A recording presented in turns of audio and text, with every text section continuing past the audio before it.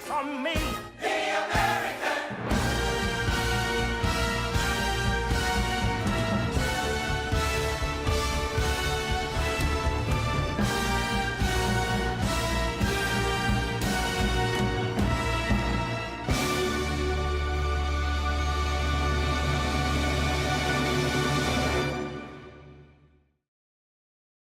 Tony Award nominee Eva Noblezada. Hi. Backstage, I was just gushing to Eva about my third time seeing her perform as the leading role of Kim in Miss Saigon. What a powerhouse performance.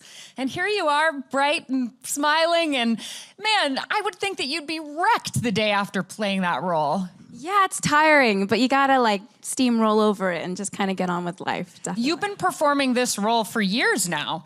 Yeah. Did it take a lot of time to get into the muscle memory of being able to go in and out of the extreme emotion? Definitely. I didn't think I got like completely familiar with my Kim until I think like a year after I started, which is like a long time. And that was on the West End. Yes. Your theatrical professional debut was in this incredibly huge performance, this leading lady role.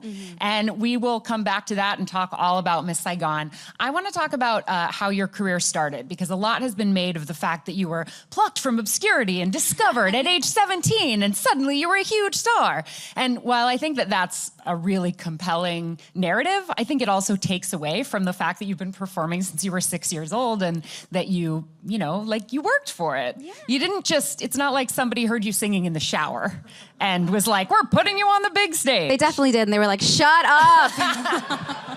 Can you tell the story about going from being the 6-year-old singing at church to how you got discovered, for those who don't know that story? Yeah, well, I was originally born in California, San Diego, West Side. And I'm a Cali girl, too. Yeah, Cali. Oh, really? Yeah, oh, Northern amazing. California. That's amazing. Uh-huh. And we moved from San Diego to Charlotte, North Carolina when I was like 6-ish, 7-ish. And it wasn't until I moved to North Carolina where I was actually introduced to musical theater. I was like, wait a second, you can wear costumes, sing, and dance at the same time. And get paid for it? And get paid for it. It's a job, and I freaked out. And I think I was around 11 when I like first went to Northwest School of the Arts, which is the high school that I went to. And yeah, ever since then, like, I did a few regional productions, and I mean like regional productions, like, and studied theater and dance and singing, and then the Jimmy Awards came along. Which is a high school theater awards. It's a nationwide competition that pulls people from every state in the nation, and they actually perform on a Broadway stage. Yes. You sang a song from Ghost. Yes, I did. And there was a casting director in the audience who said, Yeah. hey, Miss I got Tara an audition Rubin. for you. Yeah. I had no idea. She was like, did you know Saigon was auditioning? And I was like, I'm sorry, what? Because I was like, you know, in Charlotte, I had no idea. And what was funny, actually, is that like a year before I did the Jimmys, my auntie had heard a rumor that it was coming back. She was in the original production. And she was like, you're going to be Kim on Broadway. And I was like, what is that? I don't even know what that is. And she like said it there and then, and she was like, I'm gonna be there when you make your Broadway debut. I'm gonna be there at the Tony Awards. So it was crazy because she like literally predicted my life, like a year before I even was discovered for the West End. So it was crazy. I watched your Jimmy Awards performance on YouTube this morning. Don't make that face, it's fantastic. No. And I love that it's out there, because I feel like I can watch it from the point of view of Tara Rubin, who's going like, oh, that girl's got magic. And you had it. I'm grateful for that girl. I want to give her a big hug, but I can't watch those videos. Well, everybody else should watch them because they're great. There's actually a lot of fantastic video content of you online from your journey that you've taken. Why are you on YouTube? No. Hey, I wanted to get to know you so I could get to know you better sitting across from you. I learned a lot about the show also from this vlog that you did for Broadway.com, the American Dream vlog. And one of the things, so again, I went to see the show for the third time last night, and I last night just watched you, even when someone else was in the spotlight, and learned so much about your character. And it wasn't until this morning watching the Broadway.com vlog again, and you sort of goofing around backstage with Katie Rose Clark. Always goofing around. And I was like, wait a second, I didn't think they liked each other. And that's when I realized how realistic and how much I had internalized your character. Oh, I see. Because it wasn't that I thought you as actresses didn't like each other. It's just that I had gotten so invested in the storyline that makes sense. of you and the character of Ellen that seeing you guys being buddy-buddy That's so funny. kind of reminded me that, oh yeah, they're performing. That's not who they really are. We actually literally say before we go on stage, like if we're talking, we'll be talking in my dressing room, and then I'll have to go on for the refugee, and I'll be like, I'll see you later when I'm screaming at you, and like we goof around. You guys don't understand. We goof around so much backstage. Like if I come on stage and I start crying, I probably just told a joke about like a butt or something. Like we're always goofing. But it makes it fun. Like you see, it's a very passionate, it's a very like emotionally invested show. And if there wasn't a bit of time backstage to kind of release all that energy, we'd all be crying all the time. Yeah. Yeah. Well, it looks like the whole cast has that going on. Yeah. You have sort of an ongoing bit where you like to scare your castmates.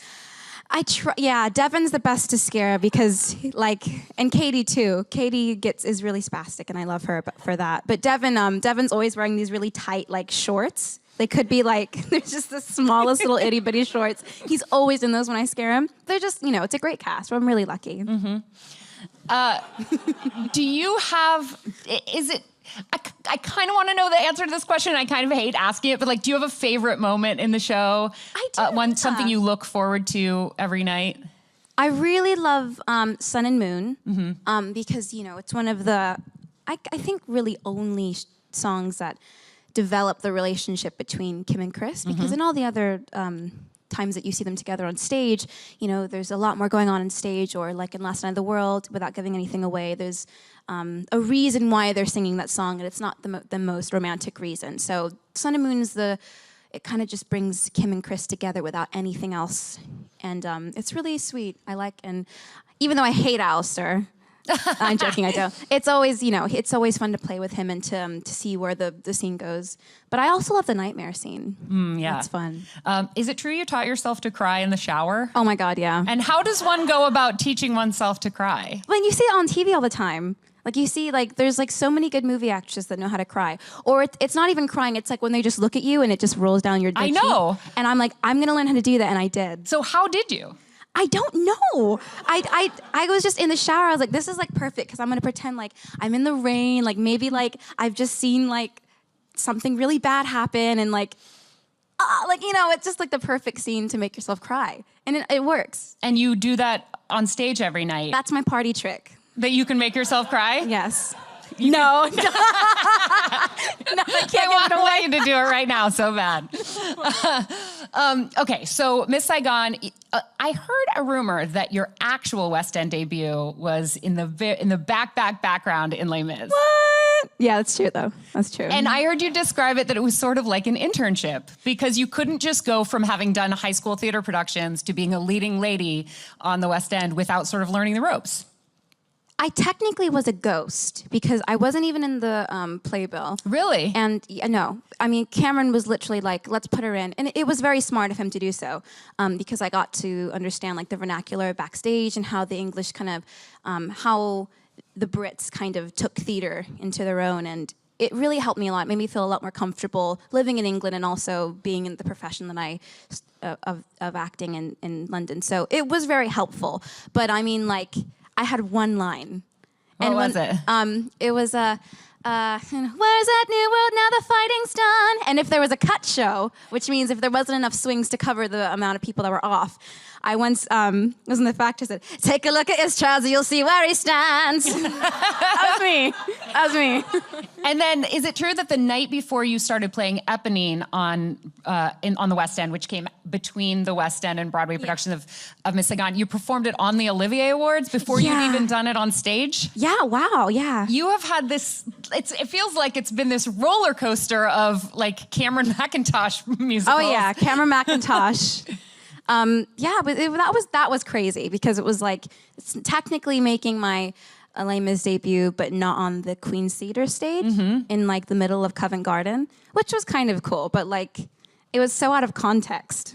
Yeah. So it was just weird. And then you moved back to the US to revisit Kim. Yeah. And when you started the role, you were 17 years old, which Kim is when the show begins. Yes. And now you're 21, which Kim is when the show ends. Yeah, So exactly. do you feel like you understand her growth from 17 to 21 now that you've gone through that same growth in your own age? I do, actually. Yeah? Because there's a lot of things that she is introduced to that she has no idea about.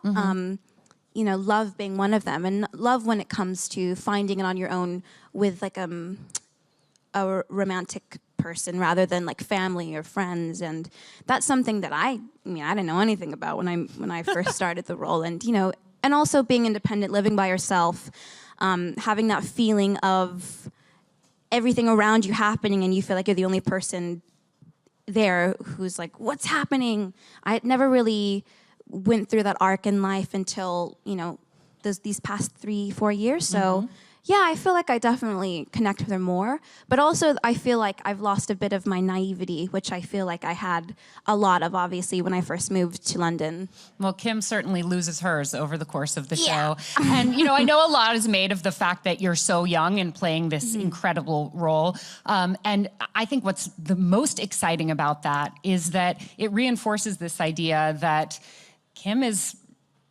not in a position to really be like anybody's wife. Yeah. And during Sun and Moon, you know, Alistair is this soldier sort of in the stress of war, in need of a connection. And Kim is an innocent little girl. Yeah. And I can feel that motivation between, and sort of that power differential between the two of you. And I think it makes for some really powerful theater. Absolutely. I'm glad you feel like that. That Yeah. means we're doing our jobs. Right. Good. Thank you. Yeah. In terms of moving the show from the West End to Broadway, some of your cast members came over with you, including Alistair, your leading man, and John Briones, who plays the engineer, who is wow. I know, right? And I've heard you talk about him like an older brother. He's my best friend. And is he really? He really is, yeah. What has he taught you about the business? He's taught me everything, but also he is the most fun to be on stage with because you could throw anything, and Alistair as well. Like you can throw them anything, and they will catch it and throw it right back at you. And I mean, I'm not kidding. Like, there was a moment, it was like a few weeks ago, because John's family wasn't in town, and of course, like, it's just me. So he was like, let's go to dinner, let's go to drinks, let's go to dinner, let's go get ramen, let's go get pho. Like, literally my best friend, which I could never complain about because he is the most, if you've seen the show, The Engineer, think of the exact opposite of the character, and that is John to a T. That's great. Yeah. So I was going to ask you if you're spending time with your castmates outside the theater, and it sounds like Oh the yeah, answer is yes. We're very lucky. Like there's not a bad seat in the cast, and everyone's just happy to be there. And it's really rare to have that kind of family connection in a show like this. So we're very lucky. You are a very busy lady. On stage, you're owning Miss Saigon. I heard you're playing in the Broadway Softball League. Yes. You're taking classes but you're teaching yourself Spanish and French. Yes. And taking other online classes too. You're really taking the bull by the horns and making life your own. Hell yeah. When do you rest?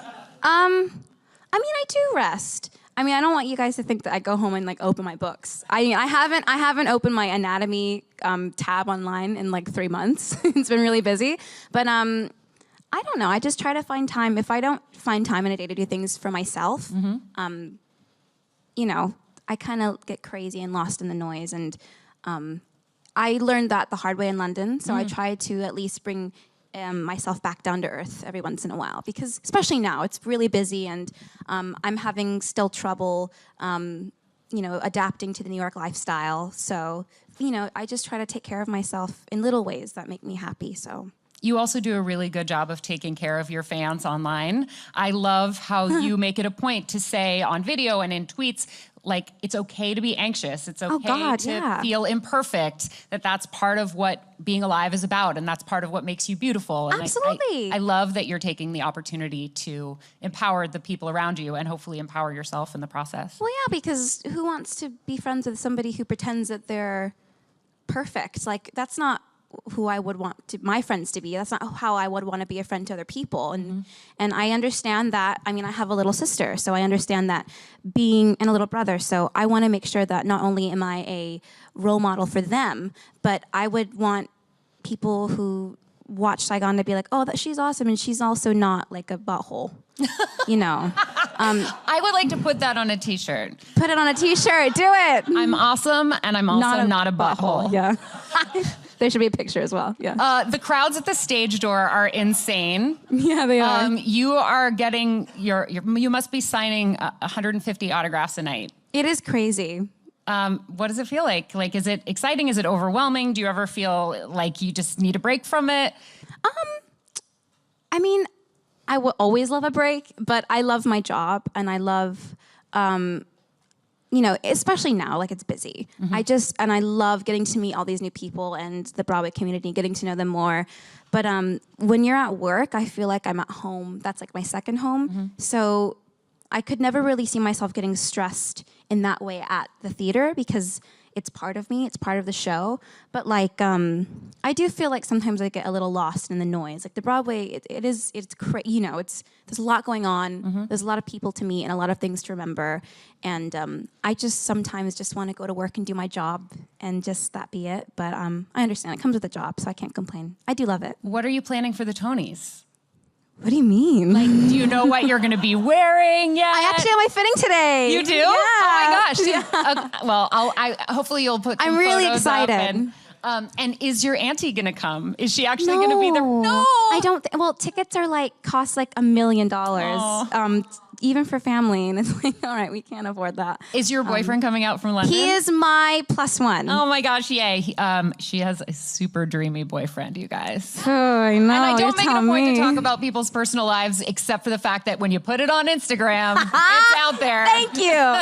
No, I'm really lucky. He comes on actually on Thursday. I haven't seen him in 2 months. Yeah, yay. Actually, speaking of that, can you remind people what your social media handles are so everyone can follow you? Yes. Liv Eva Maria is my Instagram, at Eva Noblezada. And please, if you guys, haven't launched my website officially, but www.livevamaria.com. My blog's there. I'm interviewing Devin Elau today. Just a very empowering, fun website. I'm going to be featuring the work of local artists who make things and just creative and, like you said, just normalizing anxiety and just open conversation. So check it out. Yeah, because you didn't have enough going on already.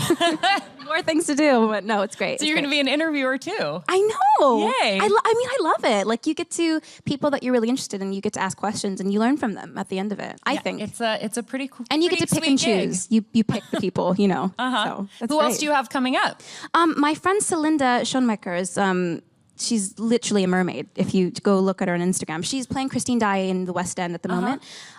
She is doing a blog as well on my website, and she's one of the most incredible people I've ever met. So people like that. Have you had a chance to see any other theater that's going on in New York, or are you basically going to work, going home, and leaving it at that? It's hard because I only have one opportunity a week to really go see a show. So I did see Amelie before it closed, which was really cute. And I saw Hamilton and I saw Sunset Boulevard. But I really want to go see Dear Evan Hansen. Really bad. Yeah. Well, I think they're going to be doing a performance at the Tonys. So really? Well, I think so. I mean, most of the nominated musicals tend to. Always the last person to know, so that'd be great. Do you guys know what you're performing at the Tonys yet? I can't tell whether that's a real or just an I'm not allowed to tell you But I'll rescind the question. Okay. I have no idea. I really don't know. I feel, this is weird for me to say that I feel proud of you because we haven't met before, but I love this idea that you didn't go back and look at previous incarnations of Miss Saigon before creating Kim from the ground up yourself. Can you talk a little bit about that decision in wanting to make her your own without inadvertently stealing from someone like Lea Salonga, who's so known for this role? Absolutely. Thank you for asking. For me personally, I would hate to ever unconsciously take the work of other artists because, I'm still learning as I go. I'm not going to pretend I'm the actor guru, but I don't ever want to start my career in the shadow of or copying somebody else. That's not fair. That's, I think, unoriginal, and it's stealing from that person. They've worked their ass off to be where they are, and who am I to just come in and be like, oh, this is mine now. I'm just going to brand it differently. It's just not fair. So I could appreciate Lea's performance, and there's other amazing Kims who have done it, like Joanna and my auntie, and I would never want to take anything from them. So for me, my brain works in a very strange way in that it's like idea after idea after idea, and I needed a blank page, just kind of like word vomit on it and do my research, and out came the Kim that, I give today. And it's not always the same. Like, I'm still finding ways to better her, or to make her more colorful, or to, maybe simplify a few things. But I needed the blank page because I think I almost knew in the back of my head that the show was going to suffer by comparison, which is natural. I can't get upset about it. But anything I could have done to make sure that people weren't tying the show down to the original in a negative way, I was going to try my best. I took a friend with me last night who had not seen it since the original production. Really? And he was like, it's in the same theater and it's so exciting. and he came out and the first thing he said to me was, I feel like I was seeing a brand new show. So I think that's a real testament to your performance, to the design, to the whole company. We work really hard. Like John works extremely hard, and he's such he's incredible.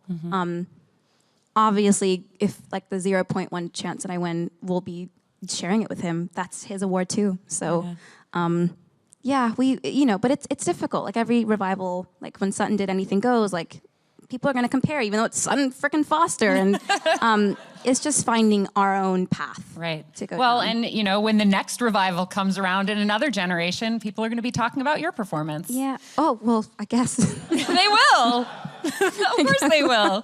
And you'll be coming to see it and cheering on that kid who's going to be watching you on the Tony Awards going, I wonder if that's going to be me someday. That's crazy. And that little girl's auntie is going to be saying, you're going to go to Broadway. Yes. Oh, that's so cool.